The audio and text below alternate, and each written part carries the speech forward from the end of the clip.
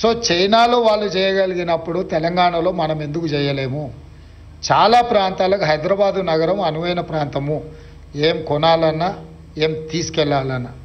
అందుకోసమని regional ring road, Hyderabad outer ring road మధ్యలో ఒక 10 to 15 శాటిలైట్ టౌన్షిప్స్ డెవలప్ చేయాలి. పెద్ద ఎత్తున ఇన్ఫ్రాస్ట్రక్చర్ రంగాన్ని ప్రోత్సహించాలనేది మా ప్రభుత్వం యొక్క విధానము. అదేవిధంగా ఫార్మాసిటీ తరలిపోయిందనో, ఫార్మాసిటీ కట్టట్లేదనో కొంతమంది పని కట్టుకొని ఆలోచన చేస్తారు. నేను ఈరోజు మీతోని నేను చెప్పదలుచుకున్నా. అంతర్జాతీయ ఎయిర్పోర్ట్కు కూతవేటు దూరంలో బల్క్ డ్రగ్ ఫార్మా, అది రెడ్ జోన్.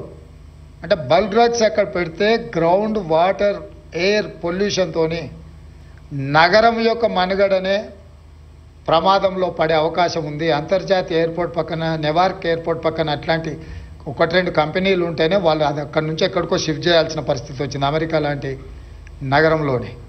సో అందుకే అక్కడ ఉన్న 25,000 ఎకరాలను ఒక నూతన నగరంగా నిర్మించాలి. అందులో యూనివర్సిటీస్ని డిజైన్ చేయాలా, హెల్త్ సైడు హెల్త్ టూరిజంని డెవలప్ చేయాలా, అదేవిధంగా electric cars, electric batteries related, అదేవిధంగా స్పోర్ట్స్ విలేజ్, అదేవిధంగా IT and pharma non polluted ఇండస్ట్రీస్ని అన్నిటిని కూడా అక్కడ డిజైన్ చేయడం ద్వారా ఎయిర్పోర్ట్ నుంచి కూడా ఇప్పుడు మెట్రో రైల్ని ఏదైతే డిజైన్ చేసినామో గతంలో ఇక్కడ నుంచి ఔటర్ రింగ్ రోడ్ నుంచి మెట్రో డిజైన్ చేశారు.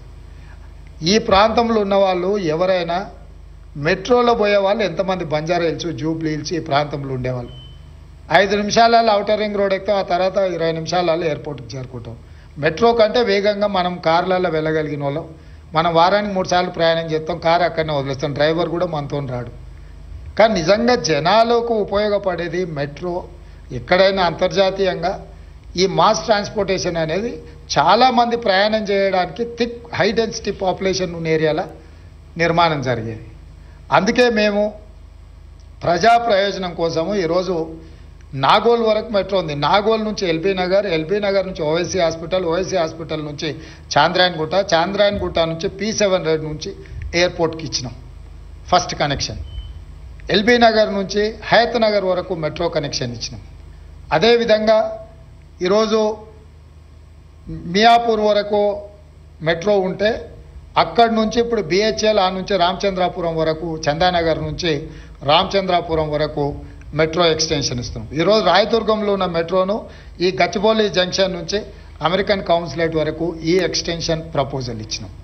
అంటే ఈరోజు మేము చేస్తున్న ఆలోచన